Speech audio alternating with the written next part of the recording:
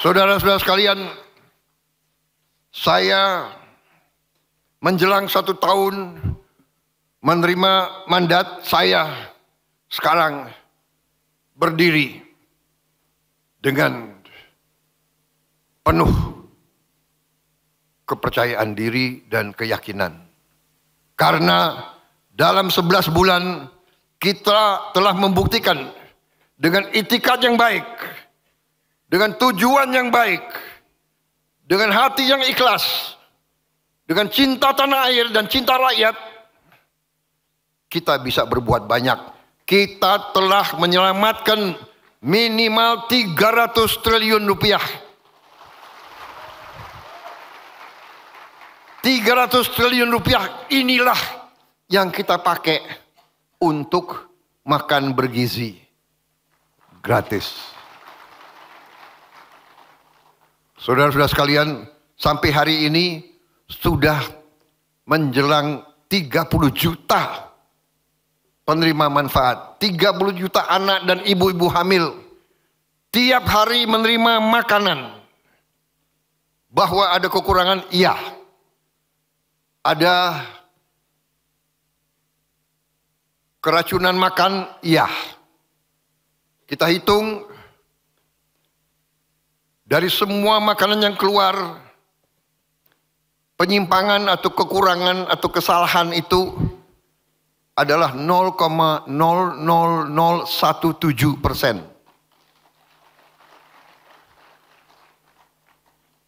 Ini tidak membuat bahwa kita puas dengan itu.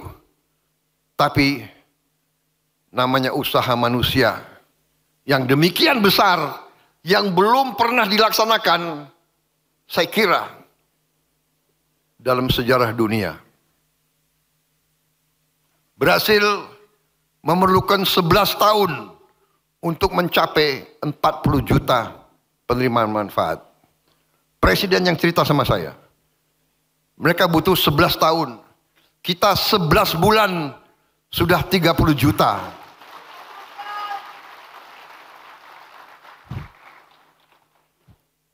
Ada kekurangan? Ada.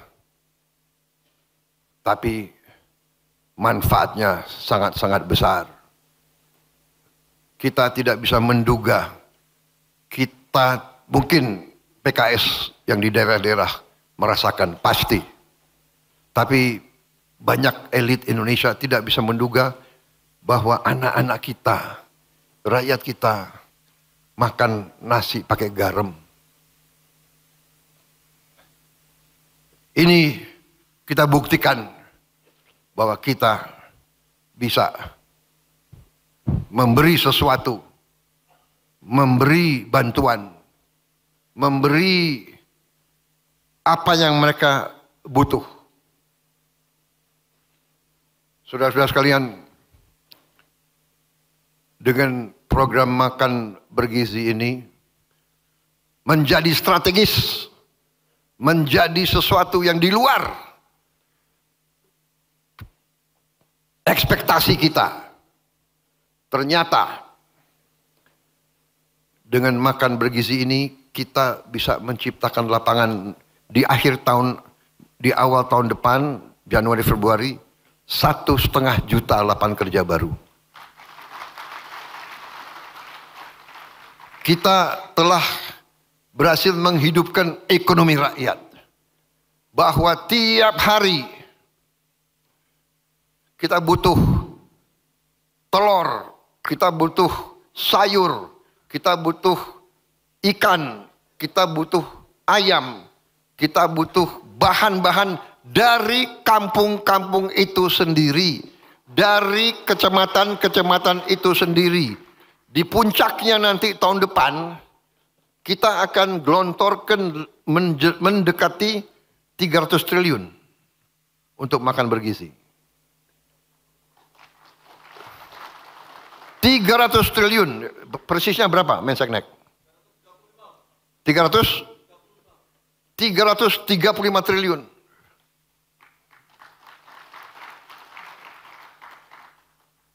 Yang adalah 20 miliar dolar.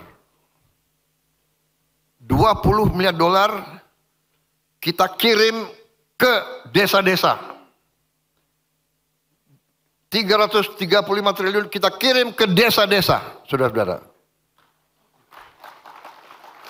Yang selama berapa puluh tahun uang dari daerah mengalir ke Jakarta.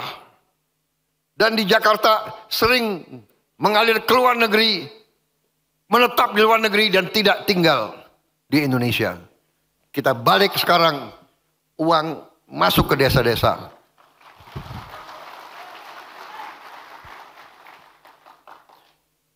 Dan saudara-saudara, dalam ilmu ekonomi ada yang disebut the velocity of money. Kalau 1 rupiah beredar di suatu tempat, rupiah itu bisa menimbulkan 2, 3, 4 rupiah baru yang beredar.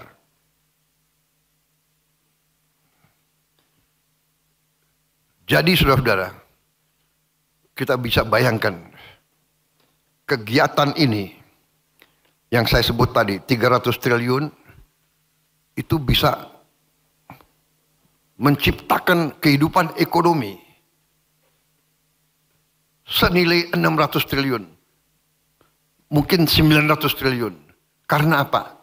Karena tiap hari rakyat desa itu tahu bahwa dapur itu memerlukan sekian ratus kilo beras, sekian timun, sekian sayur, sekian ikan, sekian telur, sekian ayam. Jadi dia punya captive market, dia punya off take, dia punya sesuatu harapan yang pasti. Petani-petani kita dari dulu justru waktu panen dia risau. Waktu panen harga jatuh. Tapi sekarang karena yang akan menerima, yang akan mengambil hasilnya adalah rakyat sendiri, adalah saudara-saudara mereka sendiri, adalah pemerintah mereka sendiri.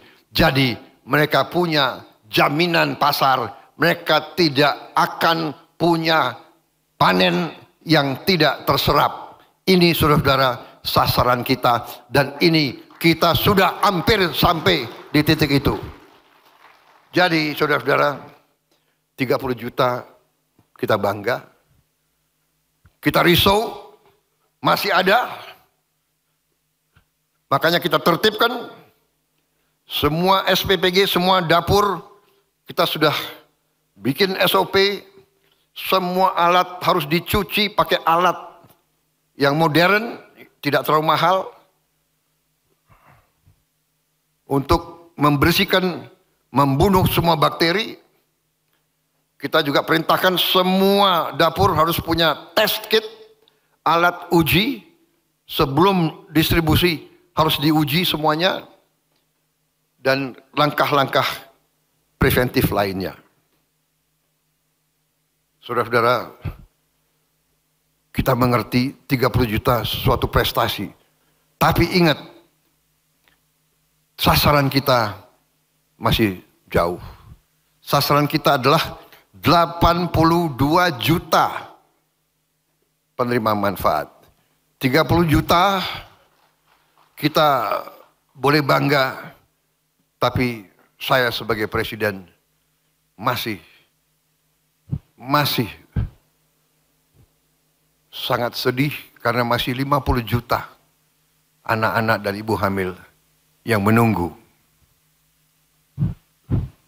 Tapi kita tidak bisa paksakan untuk lebih cepat.